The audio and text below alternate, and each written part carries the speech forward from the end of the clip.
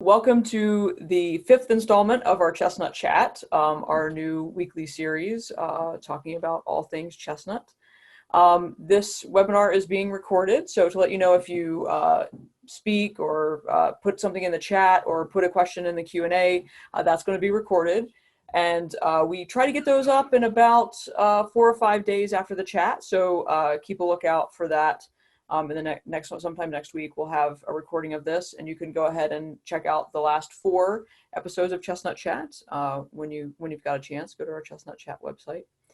The way that we're going to do things today, I'm going to pass the reins over to Lisa, and she'll have a nice little conversation with Chuck Leavell. We've got a few questions to ask him, but as time goes on, as you learn more about the work that Chuck's been doing in forestry and also with music and chestnuts, feel free to ask a question or make a comment. If you have a question, please use the Q&A format. That's a lot easier for us to keep the questions and the answers together in one place and to track what we've answered or not. But you can also use the chat function if you need to. Other than that, I think, Lisa, I'll pass it over to you and we'll get things started. Sounds great. Thanks, Sarah. Chuck, welcome. We're so honored to have you today. You've been a great friend of the American Chestnut Foundation, and just really welcome you aboard and have a casual conversation with all of us while we're mostly working from home and self-isolating. So this is a great treat for us. So thank you.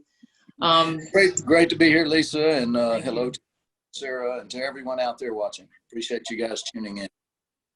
I won't go into a long biography that was in the advertisement. You don't need an introduction practically. So I'll just go into some, conversational questions, and then we can have a continued conversation with our audience. So, your musical showcase has been showcased for so long, and since you're 17, right? You started your musical career. That's right. But can you share with your audience your personal journey about becoming an environmentalist and a tree farmer? A lot of people don't know that until your documentary comes out. We won't necessarily know that. So can you share that story? Well, sure. I guess I would start by saying I was a child of the 60s, and I do remember the challenges we had environmentally during those times. Pollution was rampant. The regulations on things like automobile emissions and all were not very good. And I guess it was 72 when the EPA came into play, and there was a lot of us that were concerned about these issues back in those days. But things really changed for me, and I like to say that this is all my wife's fault. I met my wife, Rose Lane, as she was working at Capricorn Records, and when we decided to get married, she said, "Well, come meet my family." And I said, "Well, you've never told me anything about your family. What are they?" And it turns out that they were all farmers for generations, tending the land in one way or another, row cropping, dealing in forestry, cattle farming, and so forth. So when I did meet all of the family and we got to know each other, and we would go out on the weekends or during holidays and spend time with them, and they would ride me around the land and talk to me about what they were doing, I just began to realize the passion, the love, and the dedication that they had for the land and how important it was for them, and that this has gone on for them literally for generations. So then fast forward to 1981, and Rose Lane's grandmother passed away, an elegant, wonderful woman. Julia Falk was her maiden name, Julia White, married name. And she left Rose Lane about close to 1,000 acres of land. And all of a sudden, now it's our responsibility to carry on what we viewed as a heritage of stewardship of the land.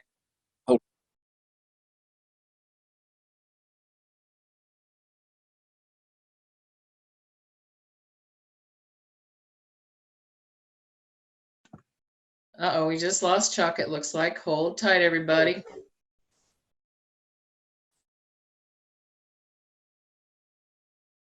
Goals you have out at Charlene. I know it's grown, right, from 1,000 that you all inherited from her grandmother to now 4,000 acres. That's a big piece of property. And do you have some, short, medium, and like 50-year goals for the property? Yeah, absolutely. And again, my apologies for the interruption. No worries. Let me just finish up by saying that I was talking about her family and the dedication, the passion for the land, and then all of a sudden her grandmother passes, and it's now our responsibility. And so we knew it was very important at family land. We certainly knew we didn't want to sell it, but we weren't sure quite what to do with it. I realized that row cropping and that kind of thing was going to be, cattle farming would be way too much day to day. And I began to look at all other options, and forestry seemed to make sense to me. For one thing, there was a physical connection, and that is, where does that marvelous thing that's given me so much joy and a great career come from? And of course, it comes from the resource of wood, as does most all musical instruments.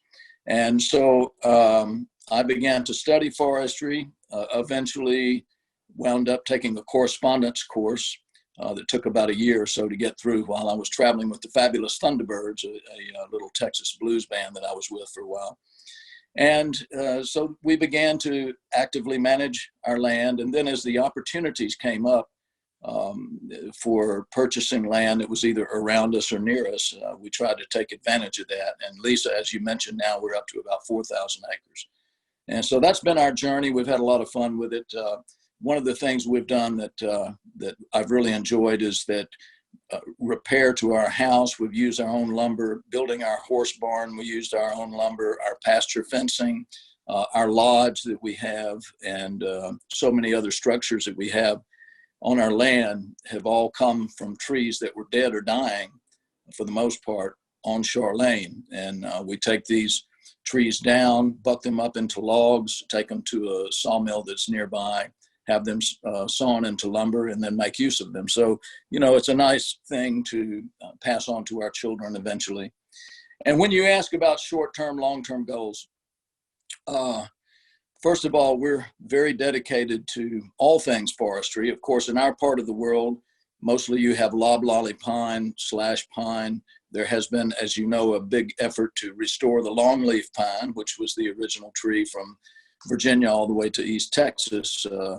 And of course, the chestnut being very prevalent in the Appalachian areas, but in the plain areas, mostly the longleaf pine was prevalent.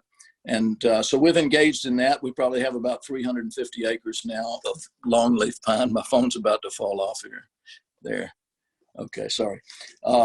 And then, when I met you and we started engaging in the restoration of the chestnut, that's been a great experience for me.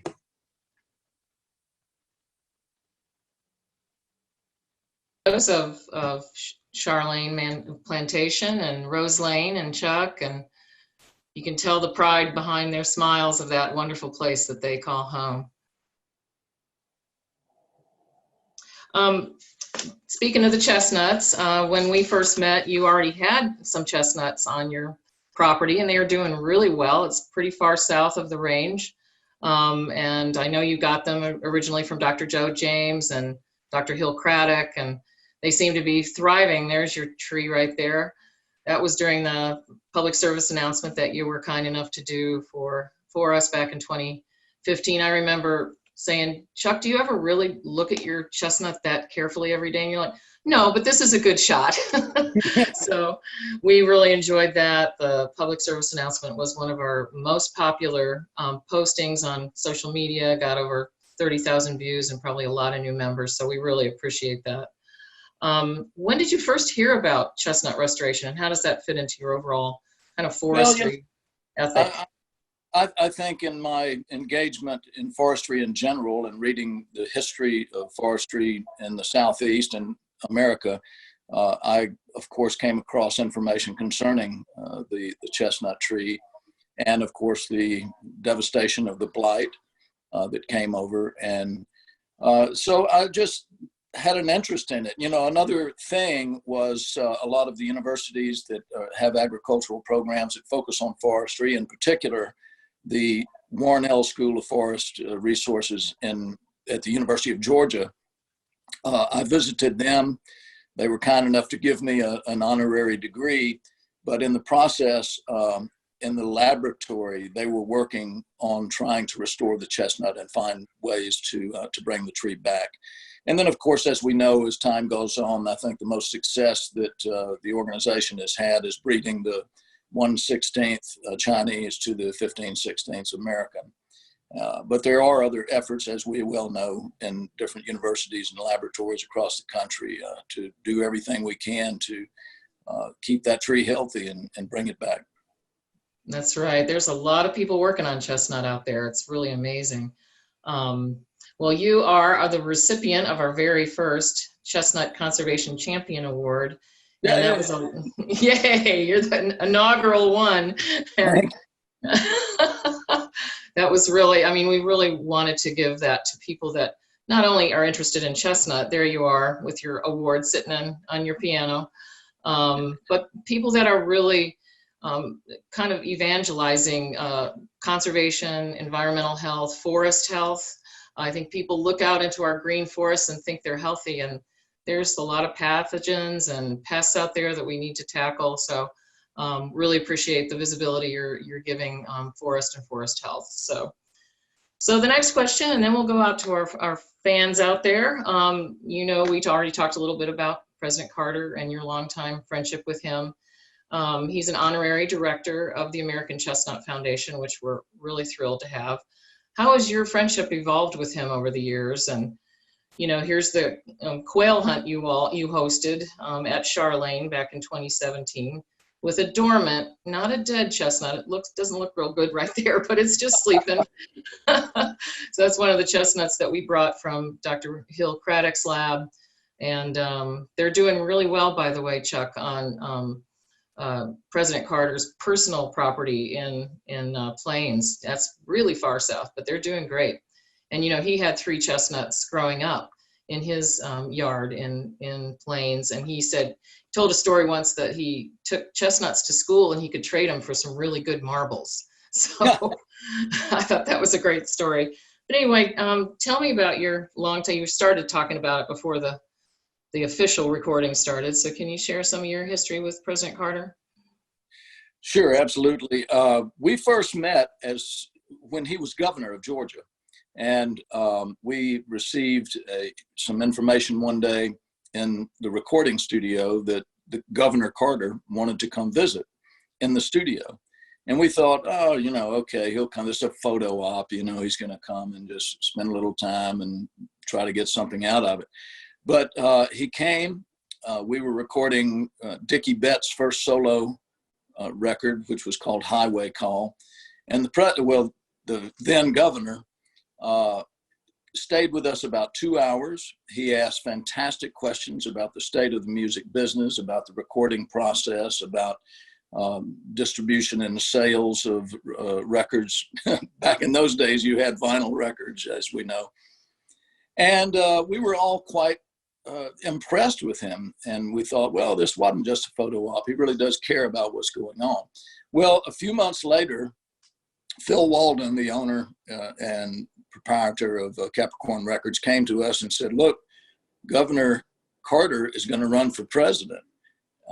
And would the band be interested in doing some benefits to raise funds? Because that was the first election where the federal government would match the funds if you chose to do that from private fundraising efforts. So we did that, and we followed the campaign very closely. We did 2, as I recall, benefit concerts for his election. And lo and behold, he got elected. And of course, we were all overjoyed with that. We thought he was a great, great president. And we've remained friends ever since. And as I was saying to you, Lisa, earlier, just for the audience watching, there is a documentary that is on hold at the moment because of the obvious problems with the virus going around. But the documentary is called Jimmy Carter, the Rock and Roll President. And I can tell you it's a brilliant documentary.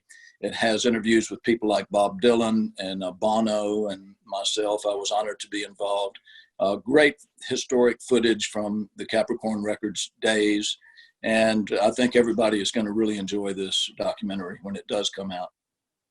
We'll really look forward to that. Yeah, he's as approachable and humble as you say. He's just very, been very supportive of the Chestnut Foundation.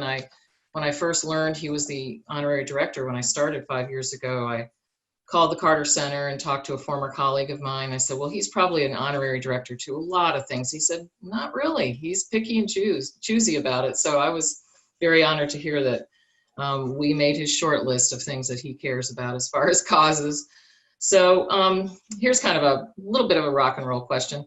How do you manage the dichotomy of the excitement of, you know, touring for the rock and roll bands such as the Stones, as well as your solo gigs, with the knowledge that Charlene awaits you at the end of these tours? How do you conduct land management activities during tours? I was always curious about that because I used to manage land for the Nature Conservancy. So kind of a two-part question. Well, the short answer is as best I can. But the long answer is, first of all, I just feel it's such an incredible balance. You know, when we're on tour and you're traveling a lot, you're in big cities, you're playing to huge crowds and stadiums, there's an electric atmosphere wherever you go. The vibrations are very strong, as you can imagine. And then when it's over with and I get to go back to Charlene Plantation, hear the sound of the wind in the pines and feel hear the crunch of the leaves under my feet and just have the peaceful atmosphere of being in the woods. It's an incredible balance, and it really helps, I think, to keep me grounded and to prioritize what's really important in life. There's a great quote from, I believe it was Ralph Waldo Emerson, that in the woods we return to reason and faith. And I believe that's really true, and certainly true for me. Oh, that's great. Well, that's kind of my formal questions. Maybe we can go out to the audience and see if they have some questions. Sarah, am I doing that or you? I can take care of that. Thank you. First, I wanted to share, Ann Duncan writes, thanks for all the links. We posted some links to your website, Mother Nature Network, Charlene, things like that. She said, Chuck's latest album with Frankfurt Radio Big Band is highly recommended. So wanted to make sure everybody saw that plug. Thanks, Ann, for making that comment. A question from Frank and Bernie. Is the land at Charlene all contiguous? What is the breakdown on land use? And how much is second growth forest versus old growth forest versus crop pasture, et cetera? Well, it's not all contiguous. I think we have about 2,800 acres that is contiguous. And then there's several other smaller outlying tracts in the neighborhood, so to speak. I guess the most farthest away tract would be maybe 7 or 8 miles away, but most of them are much closer than that. It's a multiple age situation. We have some longleaf pines that were interplanted as recently as a few months ago. We have some trees that were on Charlene when we inherited the land, and those trees would be, I would say, considered old growth. I would say they're in the 65, 70-year-old age group. So it's a myriad of different age groups throughout the plantation. We also have trees that are, say, in the juvenile stage, anywhere from 10 years old to 20 years old. We do plan on doing some harvesting this year. We have some areas that would benefit by that. We always talk about weeding the garden. Unfortunately, the market for timber is not so great right now, but nevertheless, sometimes you have to take a little bit less in order to keep the health of the forest intact. And so we'll be doing a little bit of garden weeding this season throughout the summer. In addition to the forestry aspect of Charlene, we have recreational aspects. We do horse trail riding, horseback trail riding. We have a quail hunting component that is seasonal from the beginning of November through the end of February. Sometimes we extend that a little bit on either end. We love what we do. I like to say that it's bringing the audience to us instead of me having to go out on tour. And we have a lodge. We have a restored 1835 farmhouse for the housing. We do the cooking. We have excellent cooks that prepare 3 meals a day for our hunting guests. From time to time, we do have retreats centered pretty much around art. Rose Lane is an artist, and so in the past we have had instructors come and say we have a group of 8, 10, 12 people that like to paint and take a little instruction. She has a beautiful art studio in the loft of our horse barn, and she also has a smaller studio in our home. But of course, there's the opportunity to do the painting outdoors and to do landscape painting or painting of our horses or other animals that we have. So multifaceted activities at Charlene, and we enjoy all of them.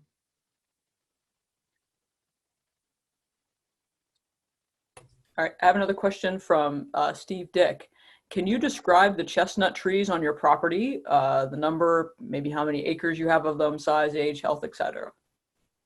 Well, you know, I must admit that we have had mixed success with chestnuts, and I think that's probably true of most everybody that's engaging in this.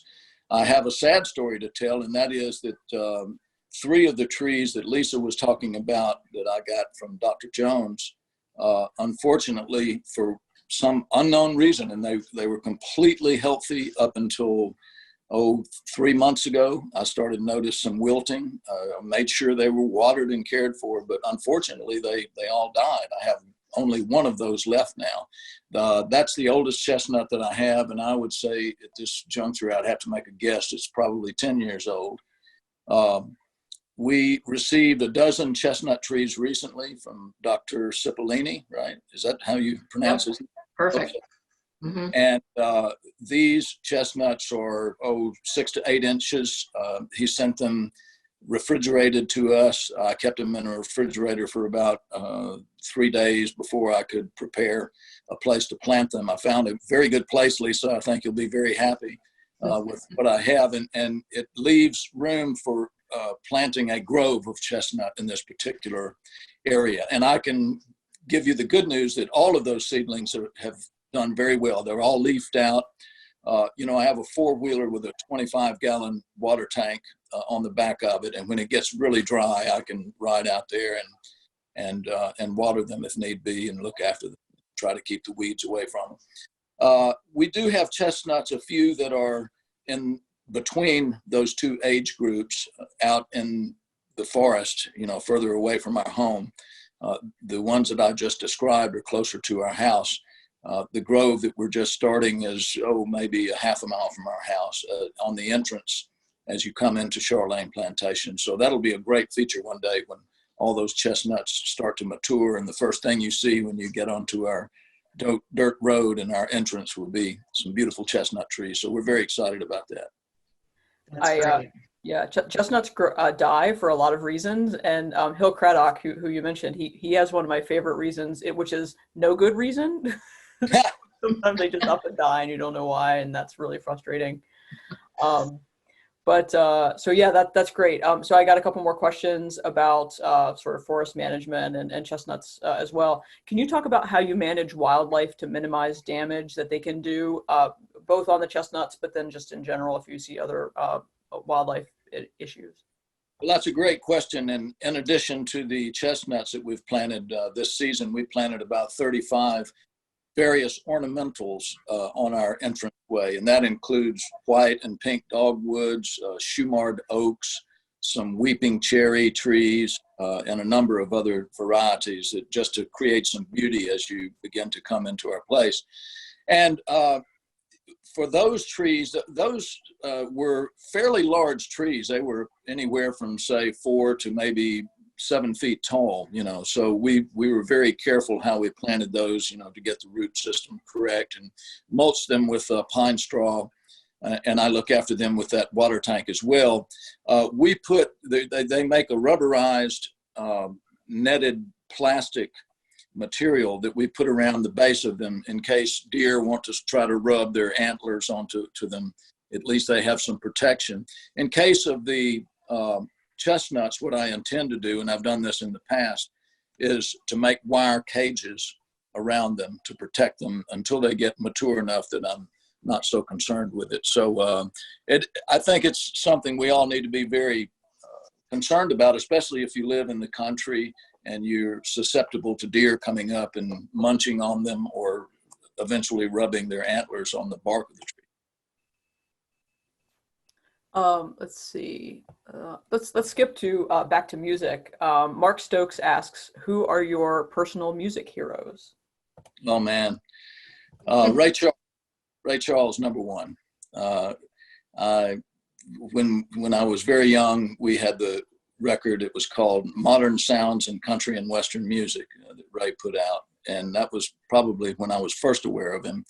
And then eventually, my sister, when I was probably 11 years old or something, had a date to go see Ray at the Coliseum in Tuscaloosa, Alabama, where I grew up. Roll Tide. Sorry for the Bulldog fans out there.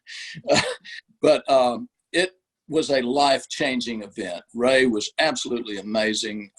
And it wasn't just him, it was the whole band, the Raylettes singing. He had Fathead Newman on saxophone. He had Billy Preston playing organ in the band. He gave Billy a little special spot for him to sing a song and dance. And so he's probably number one. But others that I would mention, Leon Russell was a huge influence on me. Great musician, singer, songwriter. Certainly Elton John. Sir Elton is a great piano player. He's developed a wonderful rhythmic style that we all know and love, and great songwriter as well. Let's see others. In the jazz world, Herbie Hancock, Keith Jarrett, I find to be an amazing musician. And I could name about 1,000 more, but maybe those names will be some that some folks are familiar with. Very cool. And your mom, right? And your mom And growing up. my mom was my first influence when I was very young, 5, 6 years old. And Mom played the piano. She was not a professional, not a teacher, but she could play. And we had a little small spinet piano in the house. So when I'm 5, 6 years old, and I being the baby of the family, my older brother and sister in school and Dad out working, it would be me and Mom in the house. I'd tug on her skirt and get her to play for me. And I was just fascinated. I loved to hear the music, the melodies and the harmonies, and watch her hands. And she would get me up there and encourage me to play and show me some very simple things. Sometimes go about her housework and as a form of babysitting, say, well, Chuck, you just sit up here and, you can work on something I've shown you, or you could just make something up. It doesn't matter. Just have fun. Just sit here and play around, And one of the things that she did that I told Lisa about a long time ago, but it's always been a big influence on me, is she would say things like, well, Chuck, what would it sound like if there was a big thunderstorm outside? Well, I'd rumble on the low end and I'd make some lightning strikes up on the high end. And she would say things like, well, Chuck, what would it sound like if you were really mad at one of your friends, and I'd put some fists down on the keys, or what would it sound like if you hit a home run, Oh, wow. So music has always been colors, emotions, feelings, and not just notes and chords for me. That is great. Those visualizations to help you learn and express yourself. That's awesome. We're going to go back to a forestry type question. You and I talked about using Charlene as a Phytophthora root rot. That's the root rot disease test site. We were talking about getting some soil samples last year. You and I haven't gotten around to organizing that, but Dr. Steve Jeffers from Clemson has wondered about the future of that. So I think that's on our list of to-dos, Chuck, whenever we can. So thanks for the question, Steve. We hope we can. Perhaps your older trees eventually died of Phytophthora. We don't know. That's another pathogen for all of you that don't know yet. I know, and we certainly need to do that, Lisa. We will get to it. Yeah, we'll get to it. I have taken soil samples throughout our place, but not specifically for those purposes. So I'll look forward to getting it to the right people to analyze our soils. That's great. Yeah, Dr. Jefferson Clemson is the Phytophthora ID expert out there. So we'll work on that in the next year or so. Sarah? Okay. Yeah, so some more management questions. Do you manage any of the property specifically for Bobwhite quail habitat? And a couple people have also asked about prescribed fire. Do you use that in any of your management plans? The answer is yes, yes, and yes. When I was studying forestry, and I would go to field days and see examples of prescribed burns or talk to the experts and study it, through books and so forth. Absolutely, we manage for Bobwhite quail.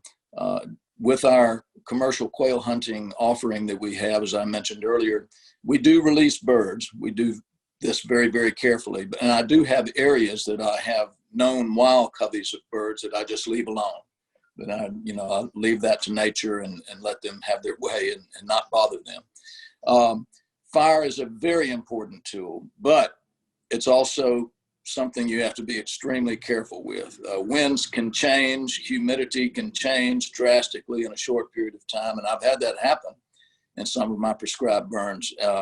You live and learn, and I now am very careful to check weather for 2 or 3 days in a row, to actually dig down into the soil and see how much moisture is in the ground before we do any burning, check the humidity factors, et cetera, et cetera. But when done correctly, I think there's no better tool that you can use.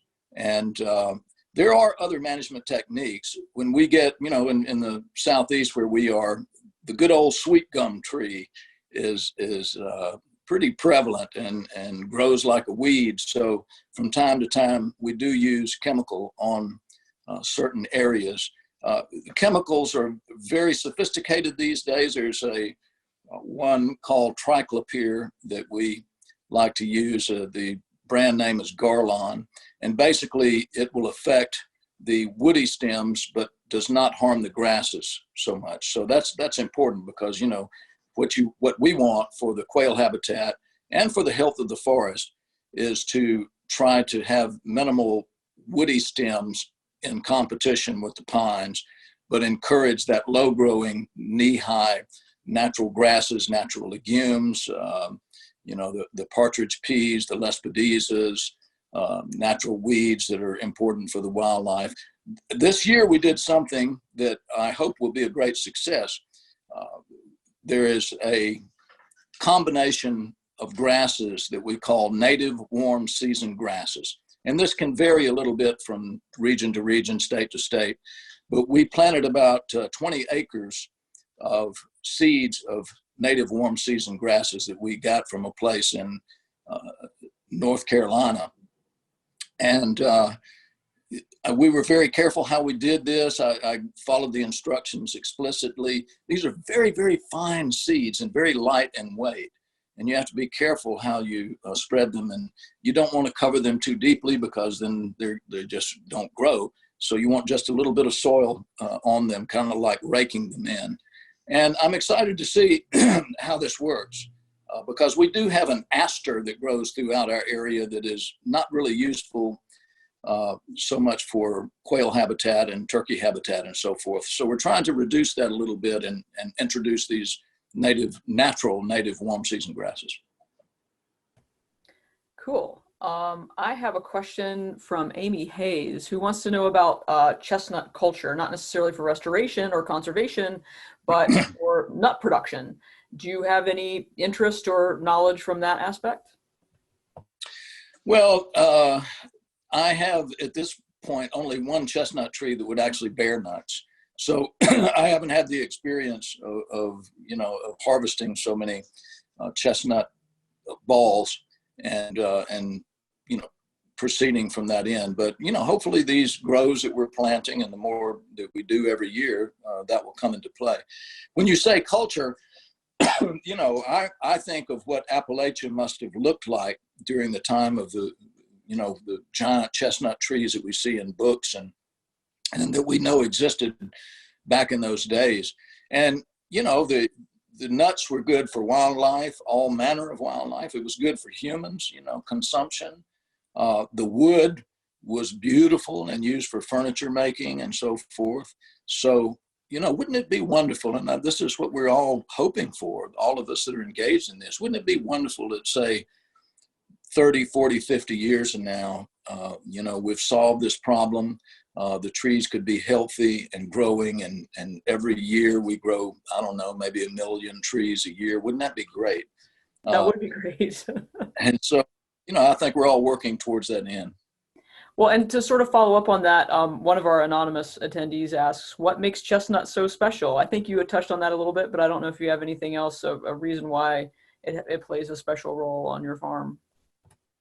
Well, again, I just think, all the value that it gives to wildlife, the value it gives to humans for consumption of the nuts themselves, but also the aesthetics of the tree. And then again, we wouldn't want to go so far until we get some mature chestnuts, but the wood is so beautiful. If you've ever seen furniture, antique furniture made out of chestnut, it's just one of the most beautiful grains of wood you could imagine. So again, my hope would be, 50, 60, 75, 100 years from now, that we would be able to have these beautiful mature trees that we could harvest from time to time to make that beautiful furniture and other wood items out of.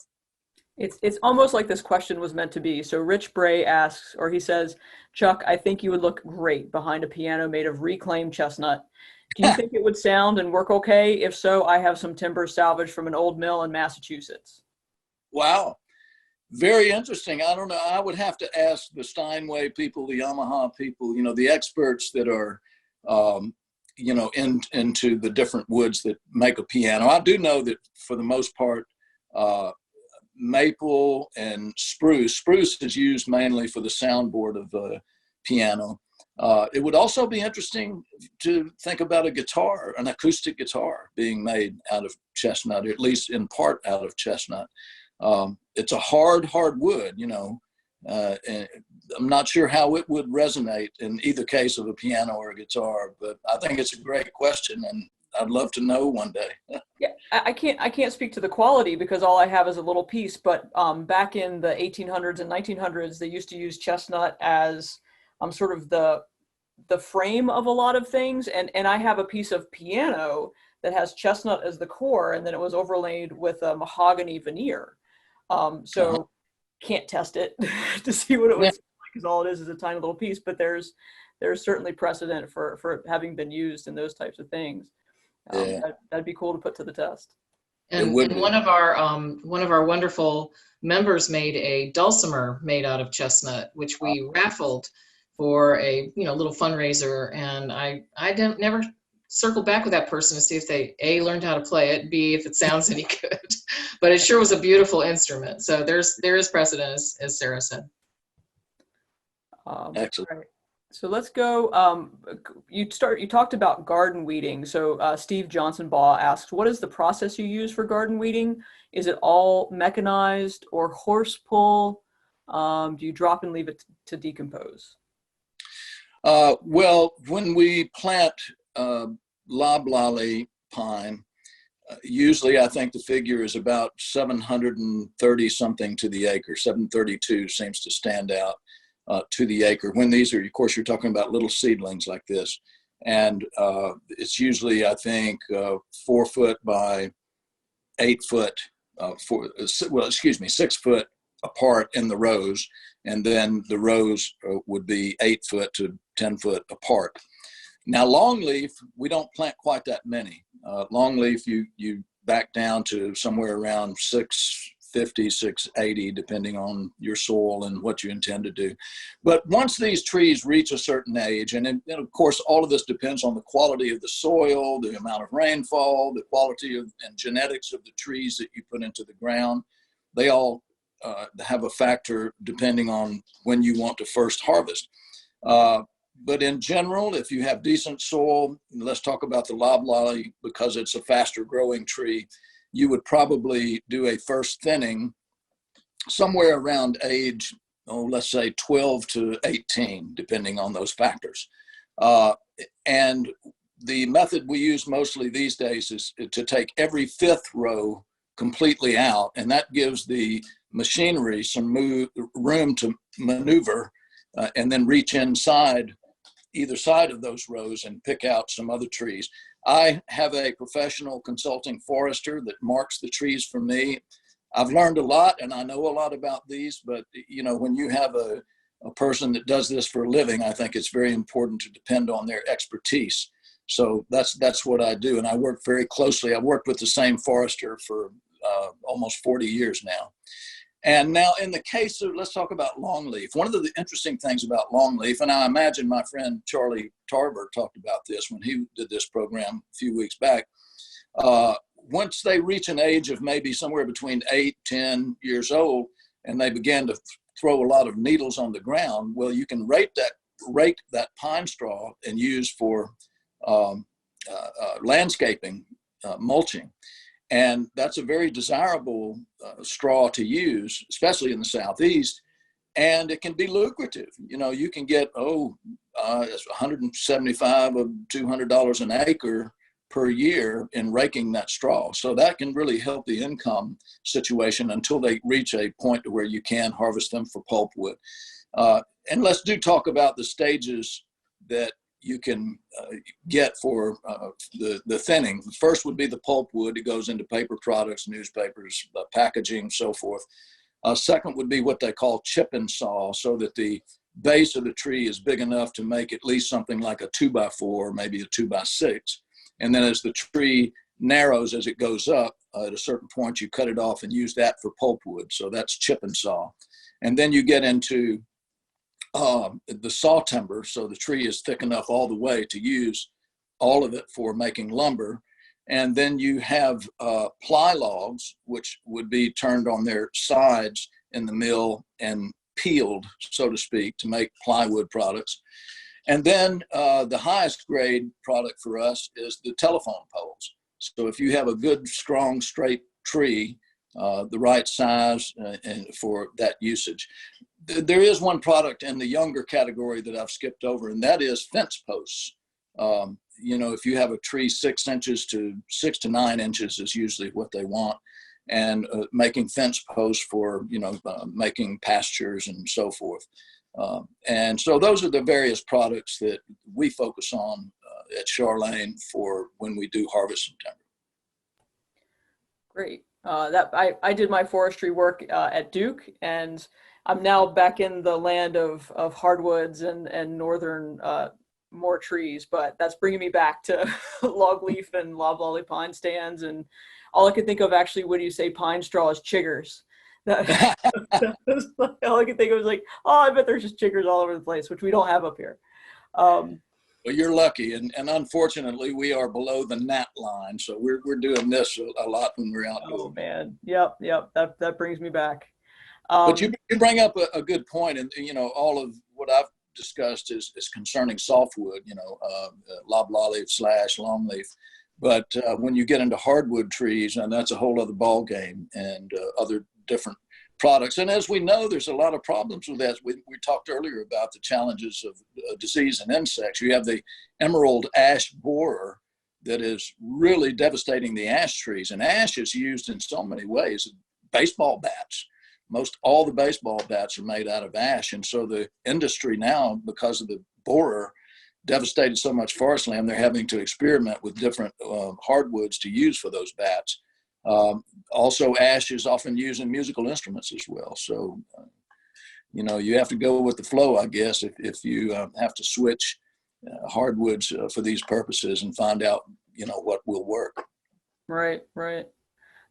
So Paul asks, have you seen any indigo snakes in your longleaf pine stands? I have not, but during our recent prescribed burns in one area, we identified 3 gopher tortoise burrows. And that's very exciting because I'm sure, as he knows, the indigo snakes like to use those burrows that the gopher tortoise put in there. So haven't seen the indigos yet, but I have seen the gopher tortoise. Yeah, I do know, that the Nature Conservancy at the Apalachicola Bluffs and Ravines Preserve and the Panhandle are doing an indigo reintroduction program. So maybe you can get some of their little scratch and dent indigos for Charlene or something.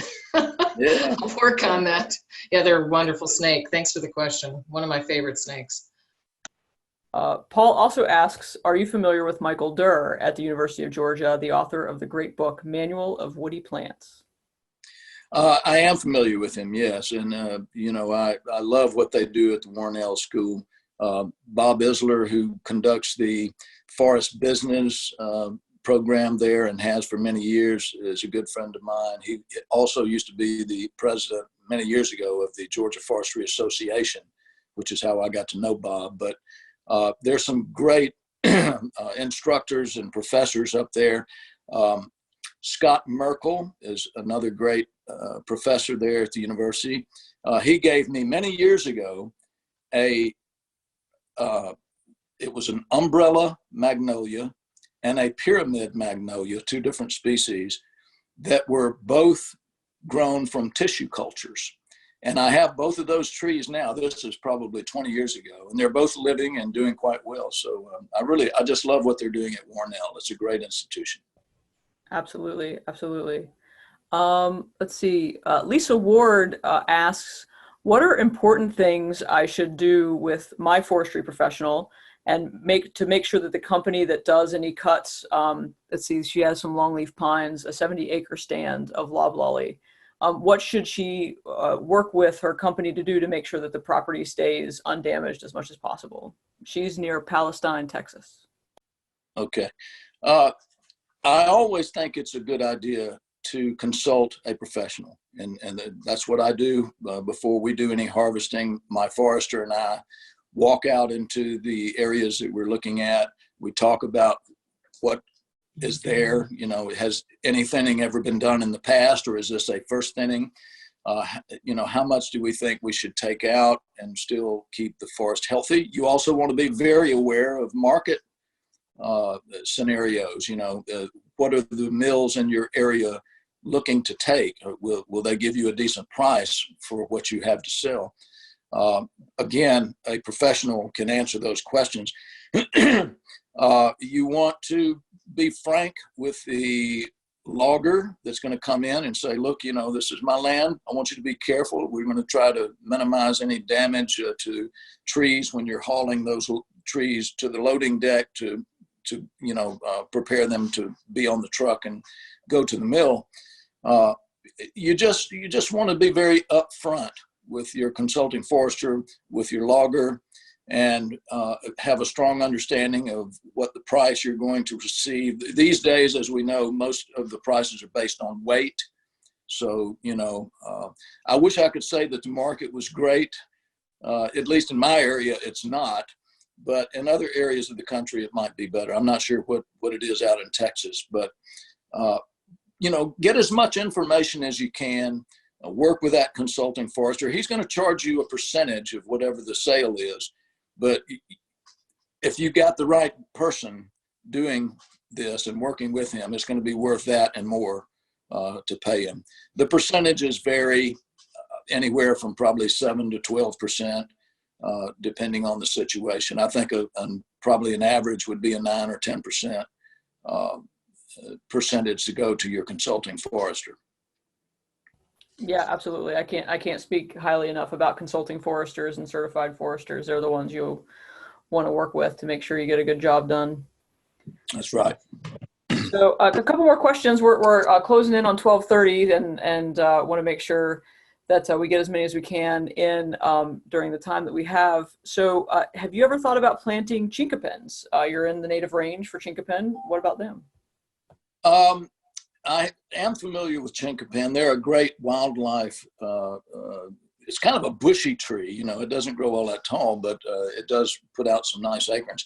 I can tell you that I've put sawtooth oak in some areas on our place. That's another prolific bearing acorn tree. Nuttall oaks, I've planted. Shumard oaks throughout the plantation. Persimmons, and persimmons are so interesting to me because only the female trees bear fruit, and you never know until it starts bearing fruit. We've done some experimenting with grafting so that we take the graft of a limb from a female tree that is producing and then graft it onto a male tree that is not producing. And we've had limited success with it, I would say, and we only started this last year.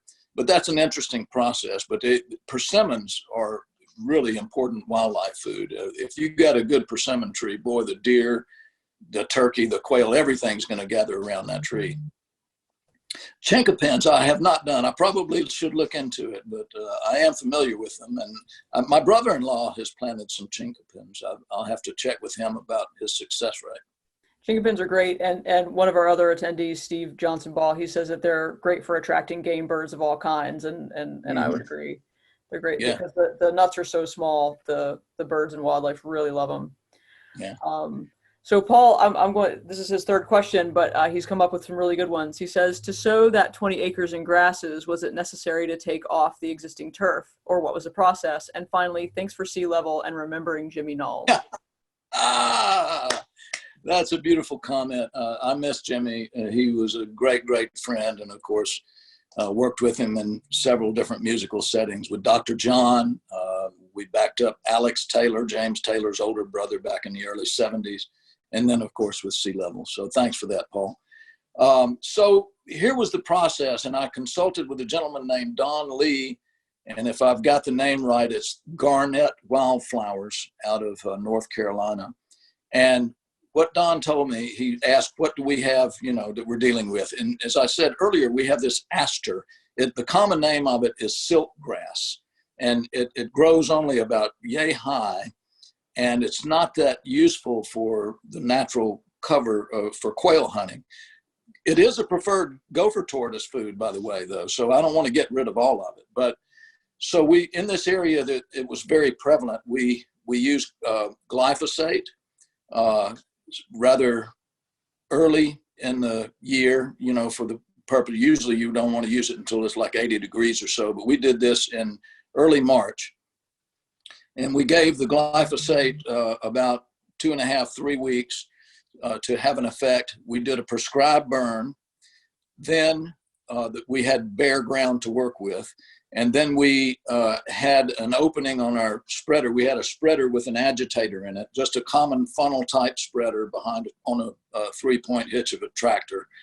And Don advised me to open about a 1/2 inch of the window of the bottom of the funnel spreader. Usually you got 2 openings there, and to go, I think he said, walking speed of your tractor, which I think it wound up being about 1,700 RPM on a very low gear.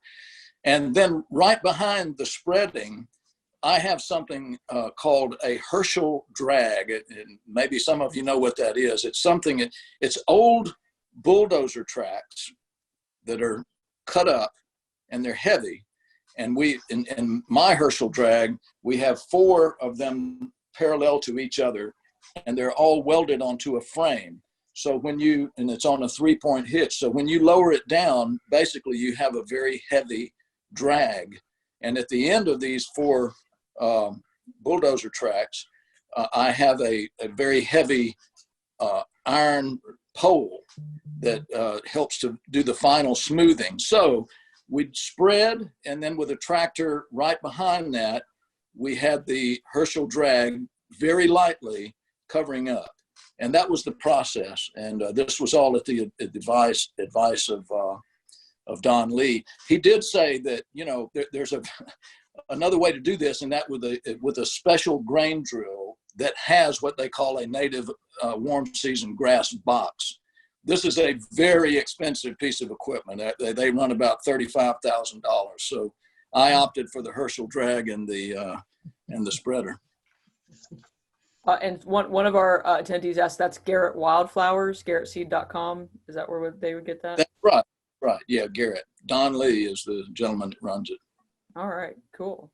Well, I think that's about all the time we have for questions. I want to thank everybody for being so interactive and asking some great things. Chuck, thank you for joining us today. That was amazing. Lisa, I'm going to turn this back over to you. Sure. And just one last comment from Paul to all the panelists. Wow, this guy is so cool. You are cool, Chuck. Thank you.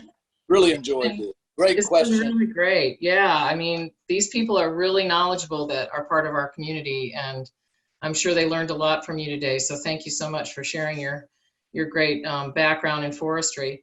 So I'd like to end with this. So what words of encouragement do you have for our Chestnut audience in the days of climate change, environmental degradation, and other serious problems out there. Why don't you leave us on an inspirational note, Chuck? Be persistent. Be persistent. As we said earlier, you know, I've had, and I'm sure all of us that are in this game, specifically with the Chestnut, have had mixed results. There's no magic wand. It doesn't always work like you want it to. But be persistent, and you know, depend on just like they're saying now about the COVID situation. Depend on the experts. Depend on the people, you know, that are the scientists and the biologists that have the knowledge and that have had the experience. Read up on what's happening. You know, your publication is fantastic, Lisa, and very helpful to all of us that are interested in chestnut trees. So, but be persistent. Don't give up. You know, if you lose a few, don't let that discourage you. Find another spot and just keep the process going. That's a great comment, Chuck. Thank you. We are patient in the Chestnut Foundation, and we've been trying to bring this tree back for over 100 years, scientists and researchers. So too late to give up now. So thank you so much for your time today, and enjoy your stay in Savannah. We look forward to the Tree Man documentary. So keep us posted on when that's going to come out.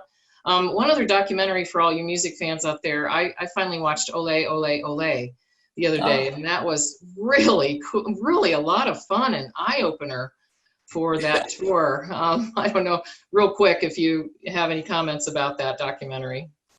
Well, there have been so many releases, especially recently by the Rolling Stones, of various tours that they've done. But that was a tour of South America and of Havana, and I think there was also Mexico City thrown in there. So it was a beautiful part of the world, and especially the Cuban aspect of it. Yeah. Havana Moon, I think, is the documentary that is more related directly to the Cuban show that we did. We had 750,000 people. Of course, it was a free concert. But what was amazing, Lisa, was, you know, that music and all rock music was banned all the years, all these decades. And looking out into that audience when we played that show, they all knew, even if they couldn't speak English, they knew every word to every song. You could see them mouthing the words to the song. So that music made its way underground and is appreciated. It was an incredible experience. That's awesome. Yeah, I love the process of trying to get a concert launched in Cuba. That was so complicated, and then Obama ended up coming on the same day that you guys had planned. And anyway, fascinating. Just a little plug for that show out there. So again, thank you, Chuck. We'll see you soon. We'll get some soil samples going for Phytophthora, and keep chestnuts on your farm. Look forward to it. Thank you so much. Thanks, everybody. Take care. Bye-bye.